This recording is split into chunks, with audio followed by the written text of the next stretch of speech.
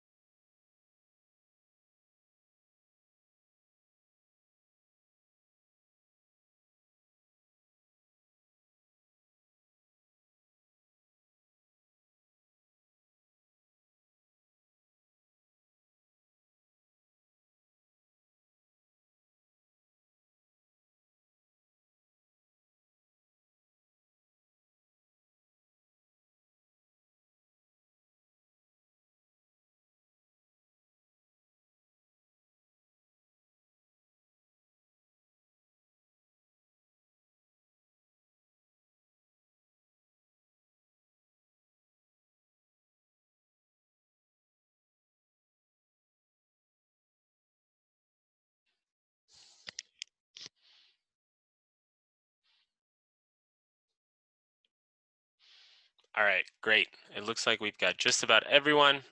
So welcome to Mod 1 Backend. We're excited to have y'all here. My name is Tim Terrell, and this is kind of like the backend kickoff for what to expect in Mod 1. There's gonna be like a ton of information kind of like thrown at you during probably this session and beyond. But just so you know, we're recording this session, and once the file is downloaded to me, then we will add it to our YouTube playlist, and I'll get you all the link for that because that's where we're going to be putting the recordings this mod. And I will also like link them to the calendar so that if you miss anything or you want to revisit something, you can definitely come back to that. Similar to Mod 0, if you have a question during this session and you want to ask in the chat, feel free.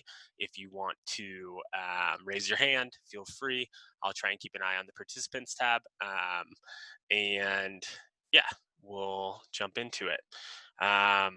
So your instructors this mod will be myself, Kat, and Mike, and then Graham will be our student support person who will be providing one-on-one pairing sessions and support throughout the mod. Yeah, welcome to Turing. We are so excited to have y'all here. As Jeff kind of mentioned earlier today, I think we all, or most of us, probably wish we were in person. I know I certainly do. But this is the world that we have right now. And one thing that I'll say is we all kind of have to own it, right? Like we have a remote learning environment and we need to own that. It's not going to change. It's not going to switch anytime soon, as you all know. So we need to make the best of what we have here. And after 2 mods of doing this remotely, we feel pretty good as a staff in giving you all the best presentation of material and the best instruction that is possible remotely. I think if you talk to upper mod students, the kind of constant with Turing, even when it's not remote, is that we're always iterating, we're always changing, and we're always trying to give you all, the students, the best experience possible here. Cool. So that's all I'll say about that. Yeah, let's do some intros. So a lot of intros today. I feel like it's a little overkill on intros, honestly, but here we are. So I'm Tim Terrell. My pronouns are he, him. I've got my Slack and GitHub handles here. I grew up in Florida, and I live in Lakewood now, like kind of like right on the Lakewood-Denver line, because I have a puppy pit bull who is not allowed in Denver, which is a dumb rule, but that's all right. What else about me? So I went before I went to Turing, I lived in Vail for a number of years. I skied a lot, traveled a lot. I did a ton of different jobs. I was a hiking and cycling guide. I was a babysitter for quite some time. I ran a hostel for a little while. So kind of like anything to fit the travel lifestyle that I wanted. And then I kind of got a little older and was like, I need a career and I'm not reaching my potential, so I need to like make some changes. And so I decided to go to Turing in 2017, and it was definitely the best decision that I've made. For me personally, I ended up repeating mod 1. So if you have concerns about repeating or want to know like about an experience with it, you can reach out to me. I repeated mod 1. I did the backend program. I was the 1708 cohort and then 1710, and then I ended up getting a job at the end of mod 3. So my trajectory was a little different, but I spent 4 mods at Turing, and my first job was at a company called Crown Peak. It is CMS software. So basically managing multiple websites for like Fortune 500 companies, and managing everything that kind of encompasses a website. And I was a dev there for about a year, and then I moved on to a startup in Boulder, and we did study abroad software. So universities were our clients, and we worked with their study abroad program to kind of like bring all of that online in an app where the students and the staff could interface with each other via the app. That company is called Via TRM, and I think they're about to become part of the Turing Plus program. I know that they're connected. I'm not sure about that, when that's going to start, but there's 2 Turing alums that work there now, and we're kind of coming in as I was transitioning out to be full-time as an instructor. That's enough talking for me. I'll turn it over to Mike.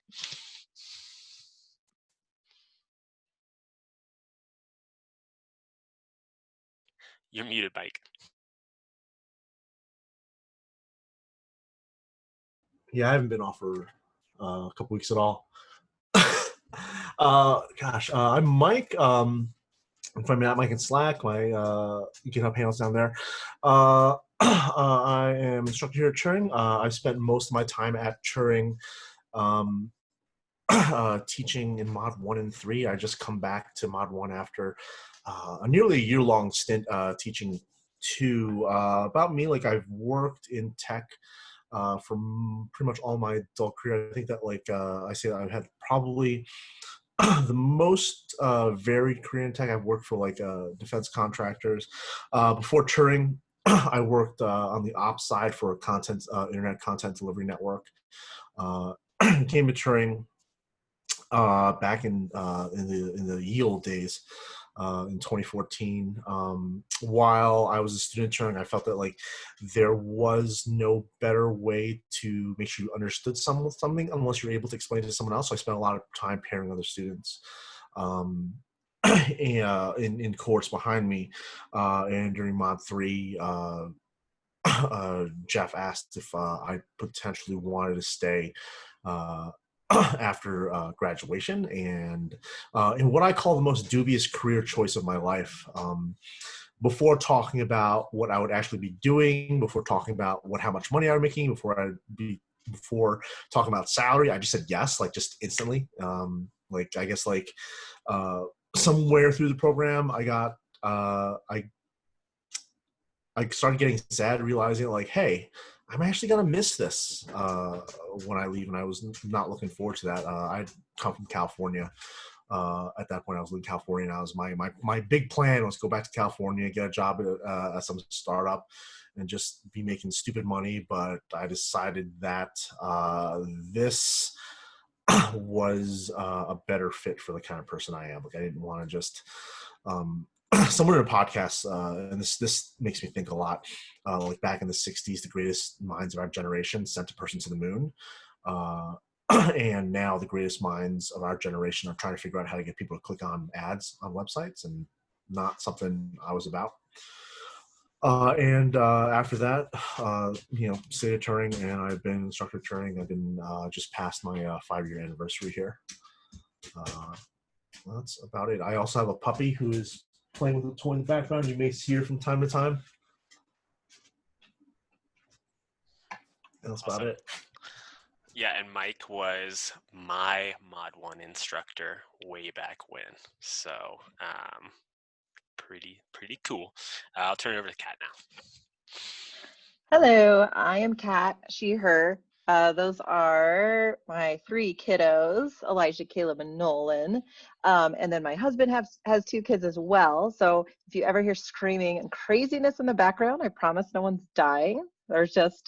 And they're all boys, so they're crazy. So sometimes I might get distracted, but I try very hard to contain my space and close the door so they know when I'm teaching. So I just like to give that disclaimer up front.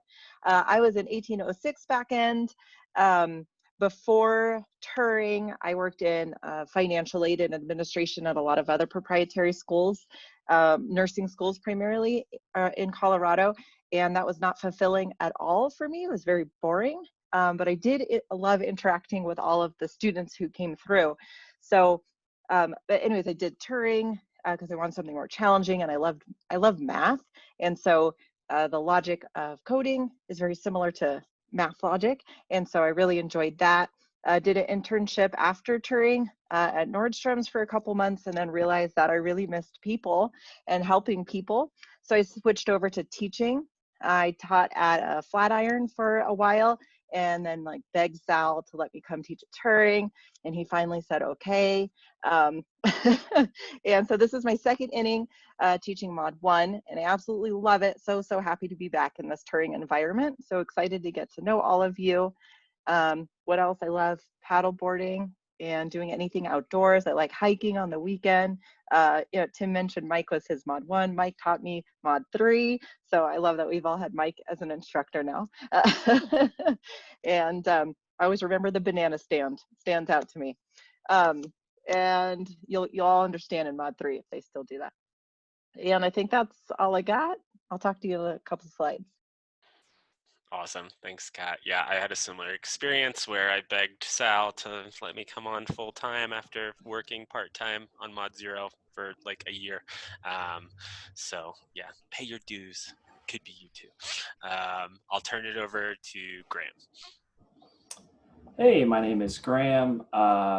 Pronouns are he, him, and I graduated with the 1908 cohort in March, right before Turing went fully remote. And so when they went remote, they asked me to come on board on a part-time basis to provide student support, and this will be my third mod doing that. And I won't go into a lot of detail of what that involves because I'll be dropping info in your channel, but mostly it's going to be technical practice and technical support. So like Ruby exercises, practice projects, practice independent challenges, things like that. So yeah, I am looking forward to working with all of you. Yeah, it's going to be a great mod, I think. Great. Thanks, Graham. And one follow-up on Graham. I highly recommend that you utilize him as a resource. If you are not utilizing him as a resource, then you are probably doing it wrong. Yeah, cool. So let's take, 5 minutes for this next slide. I will pause the recording and you can take some time to fill this Google form out that is in the slides. It's kind of like a, hey, we'd like to get to know you. We'll have some time for some like allowed introductions at the 12:30 to 1 intro with the rest of the backend staff. So we'll go through, for that we'll do your name, your pronouns, where you're from, and what your favorite snack is. So be thinking about that. But for now, let's do this Google form. We'll give you like 5 minutes now to fill it out. And I will stop sharing. I'll stop the recording. You can turn your video off if you want, and we'll come back at like 11:19 and start back up.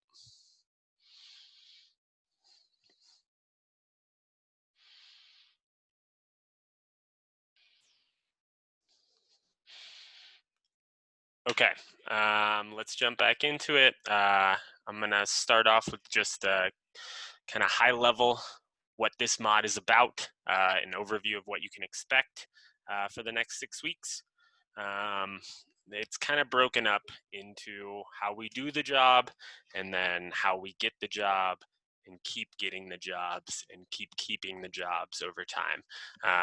So how to do the job is going to be based in Ruby fundamentals. We use Ruby programming language in the backend, and a lot of the concepts that you'll learn in Mod 1 are reused across all languages. And you'll be doing things like iterating, like creating classes to encapsulate functionality, creating methods to encapsulate functionality, and these are Ruby terms. These are there are some Ruby specific syntax that you will be dealing with, but a lot of what you are asked to do in Mod 1 will translate to any programming language, but the tool that we use here at Turing in the Backend program is Ruby. And then object-oriented programming. So we will kind of be using this term quite a bit, this mod. We will introduce you to it in lessons. We will ask you to build things using the object-oriented programming principles in your projects and in your assessments, and much more about OOP to come. And then also object-oriented design will be a big part of 2 of your projects later in the mod, and it will be something that you will continue to develop and understand as you work through this mod of why we design certain things certain ways, like why do we write software with this specific design pattern. Object-oriented programming and design really lends itself well when you look at the real world and how objects exist in the real world. And so I think it's a great way to start to pick up the fundamentals of writing software. And then if we move on to this how to keep and get the job part, we'll do Gear Up. And Gear Up is intended to be sort of the why behind, like, why are we doing this and who are we doing this for, and maybe Gear Up will probably introduce you to some topics that maybe you were unfamiliar with or maybe feel a bit uncomfortable. But I want to say that this institution is actively working on becoming more anti-racist, and we've always kind of had this mindset of we want to be more diverse and we want to be more inclusive, and now we're kind of transitioning based on some of the current events to really put a focal point on being an anti-racist institution, and thinking forward of how we can best do that and how we can best present that to you all. We will be focused on this idea of developer empathy in Gear Ups will be a recurring theme, and it's, most software teams do not fail because of a technical bug. Most software teams fail because they can't work together. And so this will be part of this curriculum will be like understanding what developer empathy is and then building towards it through your interactions with each other and the projects that you build together here. And then we also have a professional development curriculum, which is geared towards you becoming a more well-rounded professional. This is kind of ramped up now. You have a career journal. We have 2 career specialists that were just hired within the last 6 months. And it's all focused on getting you that first job and then how to present yourself in a way to employers that makes you attractive, makes you stand out, and really gets you thinking about what type of industry you want to be a part of, and what companies that you want to go after when you do get to Mod 3 and Mod 4 and you start kind of focusing more on this.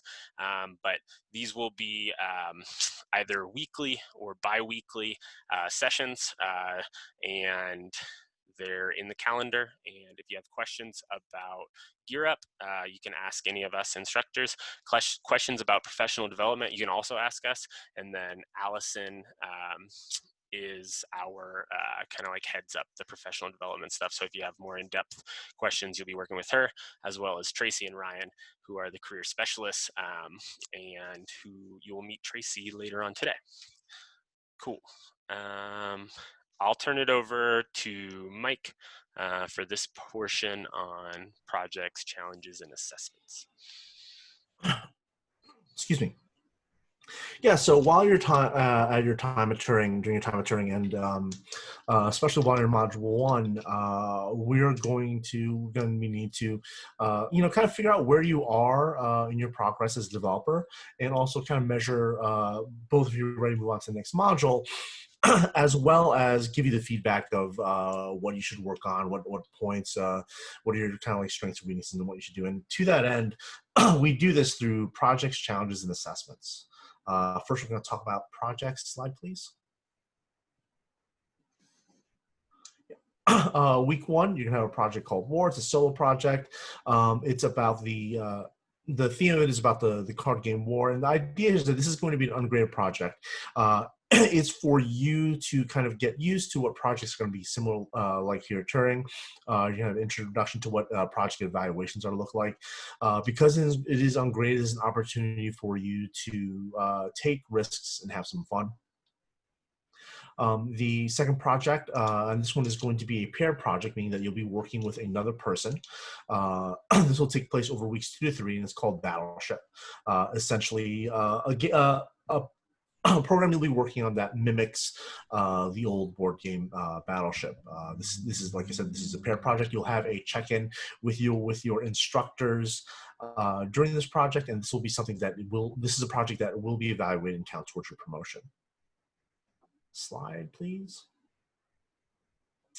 Week 4 and 5 during your first 6 weeks here is going to be football, and this is a group project, meaning that you'll be in teams 3 or 4, depending on how the numbers shake out, and you'll have about approximately 2 more check-ins. The scope of this is going to be much larger, as there are 4 of you multiple people working on it, and again, this project is going to be something that's evaluated by staff.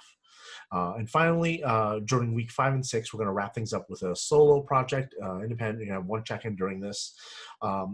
And this last project is going to count pretty significantly towards your promotion. Like, this is kind of like, I think, for the lack of a better term, a capstone, like for you to show us that on your own, like, what can you do? And each of these projects is going to be followed by a kickoff, meaning that we'll be talking about the project, give you an opportunity to answer questions about the project, and we'll kind of go through what is expected, what the expectations and requirements of this project or these projects will be. Cool. Most weeks are going to have what's called an independent challenge. We're going to give you approximately 1 to 2 hours to work on some challenge that we give you, and these are kind of like these checkpoints to just kind of make sure that you are understanding what we kind of expect you, make sure that you are where we want you to be. These things will be reviewed by an instructor, and you'll be given feedback to it, and we'll also walk through the various challenges in small group basis. So essentially, we'll be breaking up into smaller groups and with instructor, and we'll kind of walk through the process of completing this challenge. Other big checkpoints is that during week 4, we'll have a mid-mod evaluation. Evaluation, maybe not the best word there. I like to think of it more as a diagnostic, right? You'll be working with an instructor to kind of work on this problem, similar to your independent challenges. These are not count course promotion. And like the slide says, this is used as a checkpoint in your progress. At the conclusion of this, the instructor's like, hey, this will be what you really need to work on. And it's an opportunity for us to give you specific feedback, like, hey, these are the things you need to work on. We wanna be able to measure your trajectory and say, like, hey, you're on the right track, keep doing what you're doing. doing, or potentially like, hey, you're doing all right, but we need you to kind of like focus on these things. We want to make sure like use this as a point. Like, hey, we've got about 2.5 weeks left in the module. These are some of the adjustments you need to make sure that you're successful. And finally, during week 6, we're going to have final assessments. They're very similar to your mid-module diagnostic. It's a 2-hour coding challenge. And these are going to be the biggest things to count towards promotion, because like we need you at the end of these 6 weeks, we need you to display that like, hey, you have the skills that you need to be successful going on to module 2 and in the rest of the program. So kind of wrap that up. To be promoted to module 2, we want to see that you pass one of your paired or group projects. You need to pass your final solo. The average of your paired assessment, individual timed assessment, the average of those must be passing. That being said, like we always want to see this kind of a upward trend, like in your grades, right? Like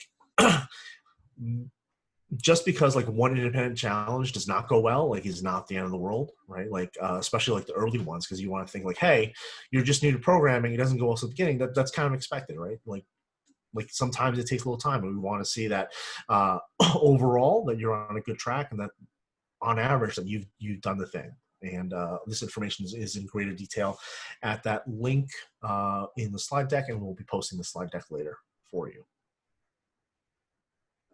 Next slide. I think we're kicking it back to Tim.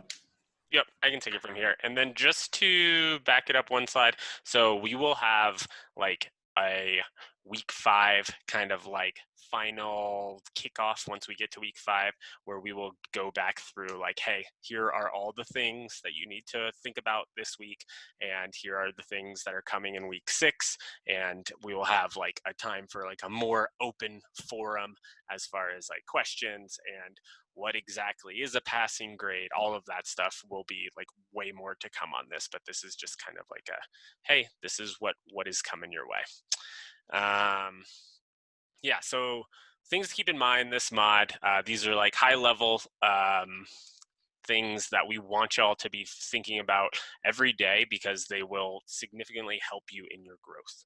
All right, so the biggest one, and I can't stress this one enough in this remote setting, like unfortunately, because we are remote, there is significantly less opportunity for you to turn over one shoulder or the other and say, hey, do you think that you could come look at this real quick?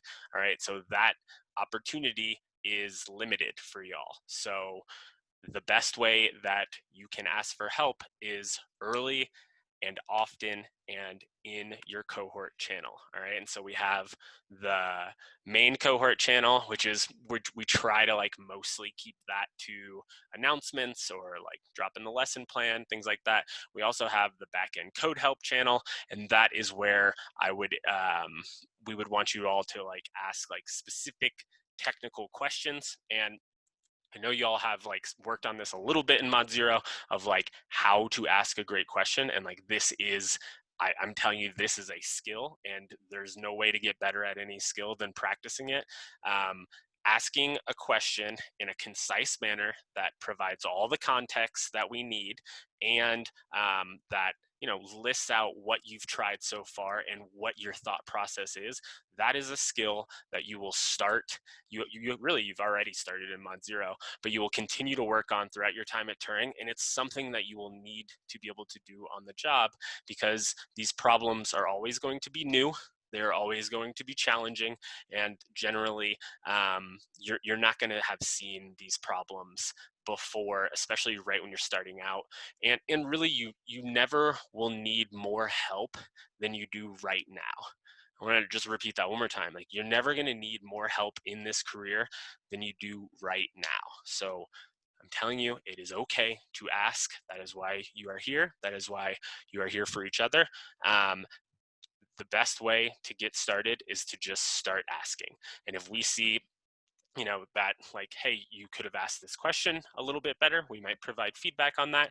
If you do DM us as instructors, if you think like, hey, this one's kind of personal to me and I've got a question about something that's going on in my life, we ask that you DM all of us together in one message so that everyone can see it, and you have the kind of like best chance for a quick response if all of us are involved on it. If you DM one of us, it's kind of like when we get to it, and it's just generally not the best approach. We would rather you DM all of us on Slack if you have a personal question.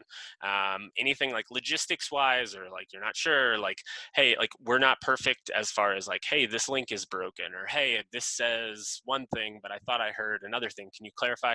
Those are all valid questions, and I still think that the best place for those will be the cohort channel.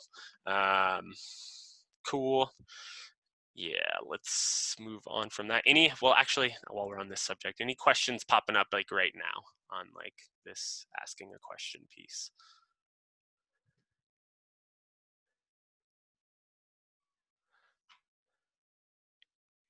Okay. Moving on then.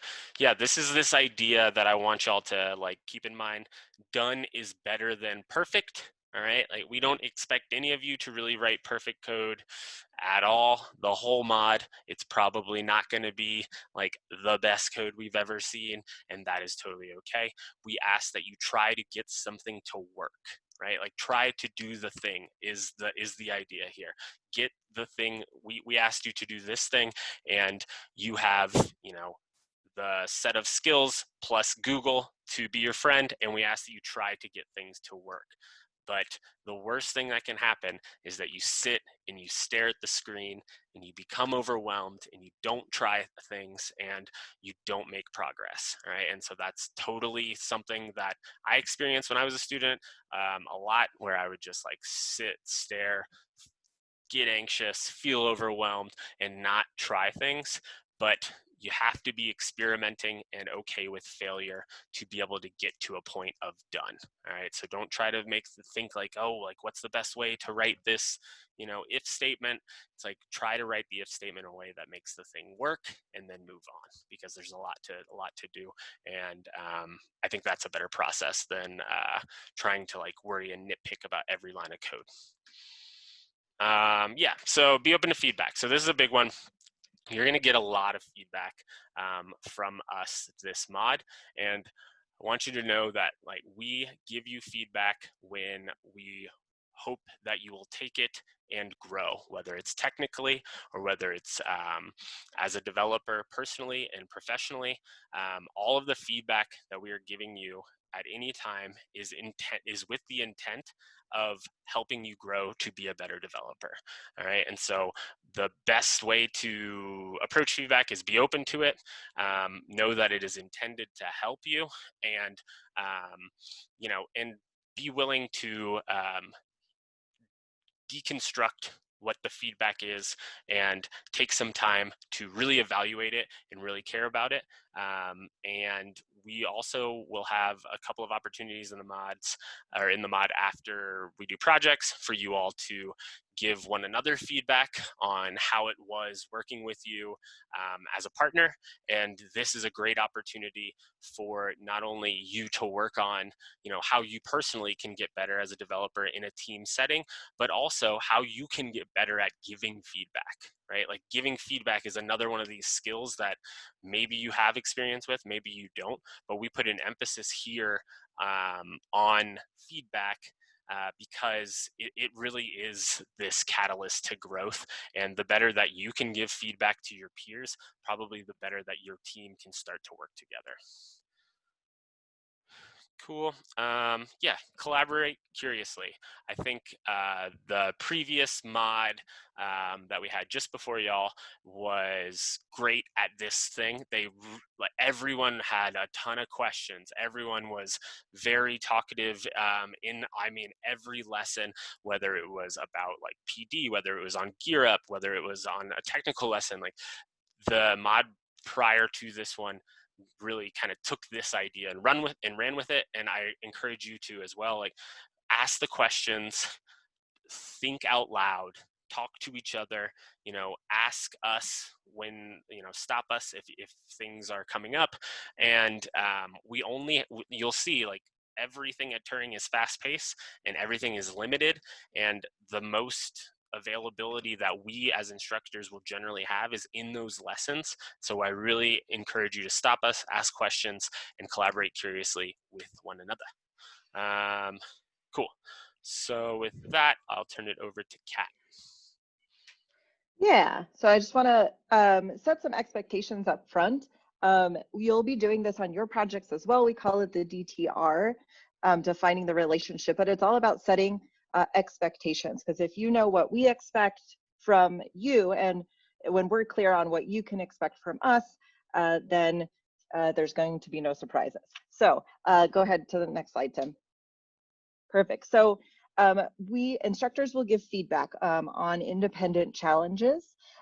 Also, we may give feedback at other times during the mod as well, and on your projects we will give feedback, and you can expect from us that that feedback will be specific, actionable, and kind, and that is kind of the three pillars we go by with feedback. And we will this might be on the next slide too, but we'll expect that same thing from you as well when you give feedback to us, or if you give feedback to each other. We also want it to be specific, actionable, and kind. For your planning purposes, in terms of when you will ask questions, know that we instructors we actively check Slack during business hours. So if you're procrastinating maybe, or not getting to something until midnight or on the weekend, we may or may not be available to see your messages on Slack. So this is a great time to structure, or a great thing to use to structure your time wisely, to know if you think you're going to need instructor help. Well, you never know if you're going to need instructor help. So if you work on things during business hours or get a early start on projects, then we'll be more available to be able to help you. But that's not to say that you all shouldn't ask each other questions during evening hours and weekends. Definitely utilize each other. You can also get code reviews from us on GitHub if you mention us. And I'm not sure where our GitHub handles are. Oh, they were on the intros there. Maybe we can drop them somewhere, Tim. I'm not sure how that works, to be honest. But we will get you our GitHub handles so that you know how to tag us in GitHub, and we can do code reviews for you. Also, you can expect that your student groups will be mixed up when we do breakout rooms, or when you're doing either paired or grouped projects. We will mix up those groups so that you get different experiences of working with a lot of different types of people. We have a lot of different personalities and working styles, and that's part of the Turing experience, is getting to know how to work with these different kinds of personalities and work styles. Cool. Next slide. Perfect. So what we expect from you. Every Friday, I believe you will get a survey. So we do expect you to fill out that survey. It helps us know that what we could be doing better, and gives us like a pulse check on how you all are doing. Again, and I mentioned this on the other slide, but we do expect for your feedback to also be specific, actionable, and kind. So just think about those three things as you're working with a partner or wanting to talk to us as instructors as well. We do ask that you do have respect for staff, students, and community.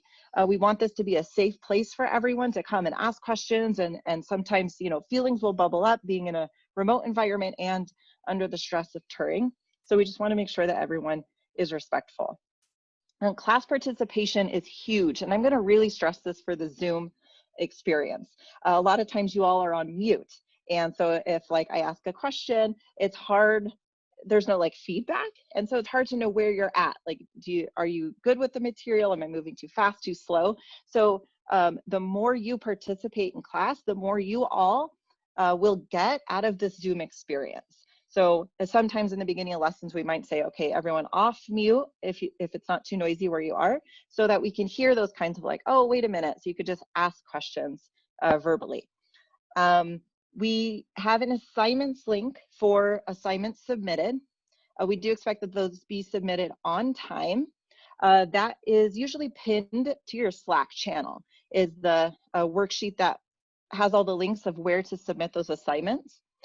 So just be sure you're checking that often. And of course, you want to be professional. If you think about Turing as like education, or professional development for how you're going to act on the job, then I think this part's kind of easy, right? So we want to be professional, even though it's a Zoom environment. We're all in the comfort of our own homes or on the beach. but you want to turn things in on time. Like if, you know, we were your supervisors at work or something, you need to have communication with us, turn things in on time, or let us know if there's going to be any kind of issue with that. And then with letting us know, if you can go to the next slide, Tim. Okay, it's not on this one, it's on the next one. So I'll pause on that thought for a second. So now this remote environment has definitely presented some different challenges. So our expectation of you is that you are online every day from 9 to 4. Just like if we were in person, you would be on campus. So if there's a class scheduled, you need to be in the class. And you need to be working during that time. So if like it's project work time at 9 till noon and the first class doesn't start till 1, we don't want you like rolling out of bed at noon to hop onto your 1 o'clock lesson. Like from 9 to noon, you still need to be working on your projects. Okay, so I think you'll find too that that structure will really help you in this Zoom environment. So try to stick to those schedules. Cameras should always be on for lessons. It's really, really hard to give a lesson to a bunch of blacked out Zoom boxes with no faces.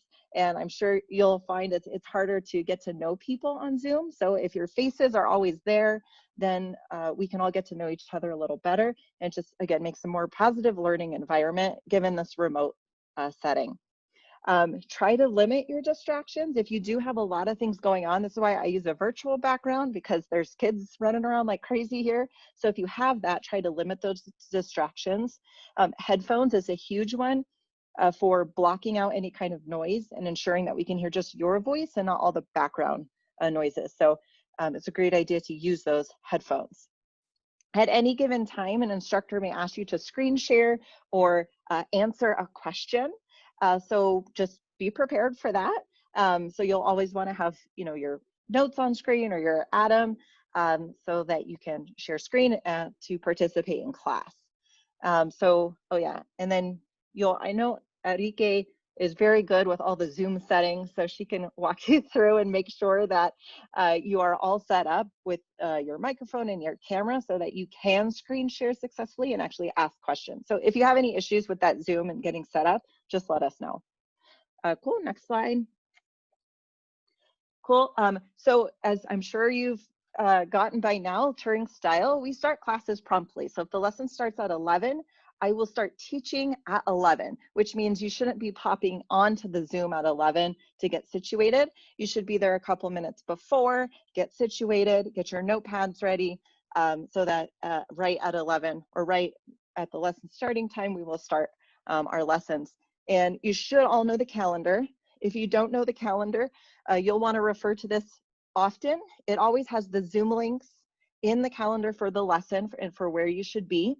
So you'll want to make sure you watch that calendar. We do take attendance for every class, morning and afternoon. So if you're not there if you're there in the morning and not the afternoon, you'll get a tardy. And if you're not there at all, it will be marked as an absence. And so if you're going to be out or life happens or something's going on, let us know. You'll want to DM all three of us, myself, Kat, Mike, and Tim, in a DM so that we're all aware, because you might not know if I'm out for the day, and if you message me, then Tim and Mike won't know that you are out. So we do expect that kind of communication from you. During lessons, we will do Pomodoro breaks. We may say 5 minutes, let's take a break.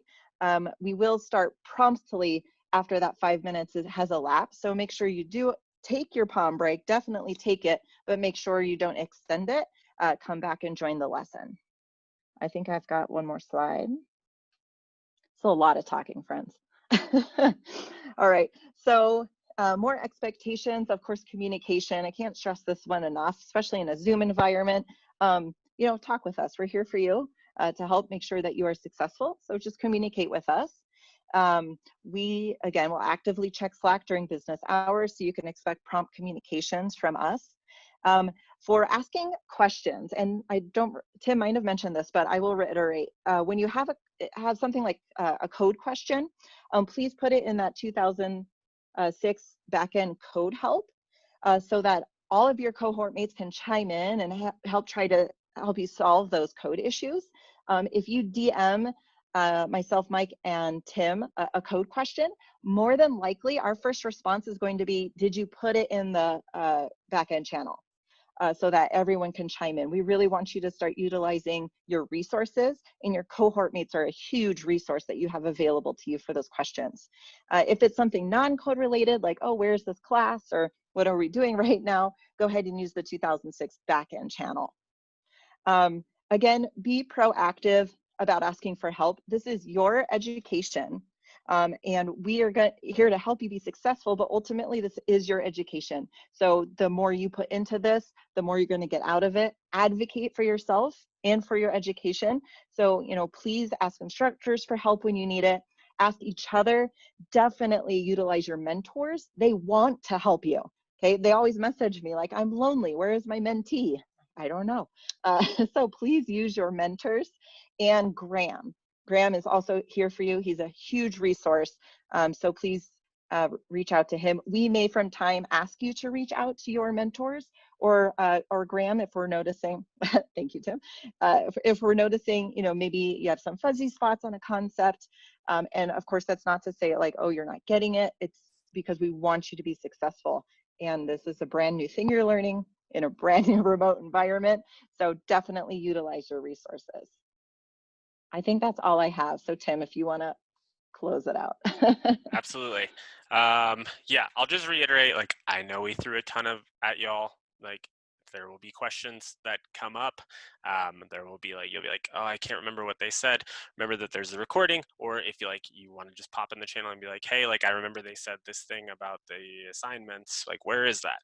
And speaking of that, we will pin that assignments spreadsheet to your Slack channel by the end of the day today. I'm making sure that all the links are kind of set up and where they need to be before I pin that.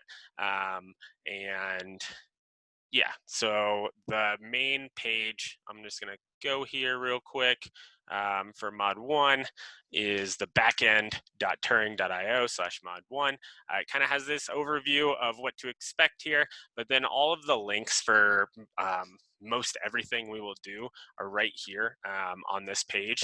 So we have like learning goals, all the lesson plans that we may or may not work off of. I mean, these lesson plans are updated kind of like every mod by the instructor, and sometimes they're just great and we use them, and sometimes we decide to pivot and update these in a way that's more relevant to what we're learning at that time.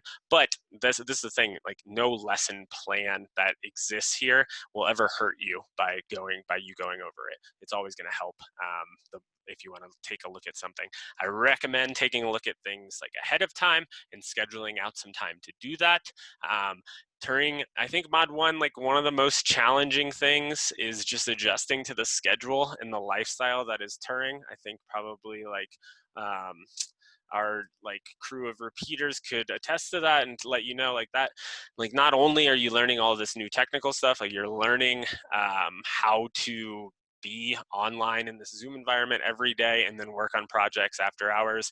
And that's tough. So what I'll say is this moves so quickly, and anytime you put something off, you are losing time. There really just isn't time for it here. And that's like, I made that mistake my first time through. I totally like,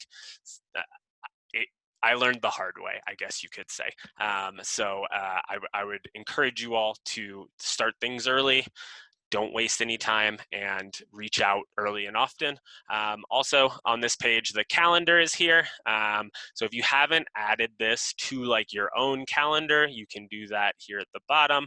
You click on this little plus sign and then it adds it to your personal calendar so that you can see the schedule for each day. And I highly recommend utilizing the calendar. Like, you're gonna get used to checking it for class all the time. So I recommend scheduling things that you wanna do, like scheduling the me time that you want to have on your calendar as well, because you're gonna get into this habit of checking all the time during class and for whatever the day holds. So I recommend recommend like also scheduling like, hey, I want to walk the dog for 30 minutes. Hey, I want to exercise for an hour here. Or like, hey, this is like going to be like my time to review the day's lessons. Schedule that time and stick to that schedule, because you only have so much cognitive energy throughout the day. And when it is depleted, it's time to go to sleep, right? It's time to recharge and get started again. It's not worth putting things off and then doing things when you're tired. Like, no one's ever written any good code when they're tired. So make use of all the cognitive energy you have each day and schedule that time. I think that's it for me. Mike or Kat, if you have anything you want to add as like final parting thoughts. Yeah, I think it's one thing to think about is that this is not going to be like any kind of remote learning you've done before. This is not watch some videos and get shit done. Like this, what we're doing here mirrors very closely the kind of experience that you're going to have in person.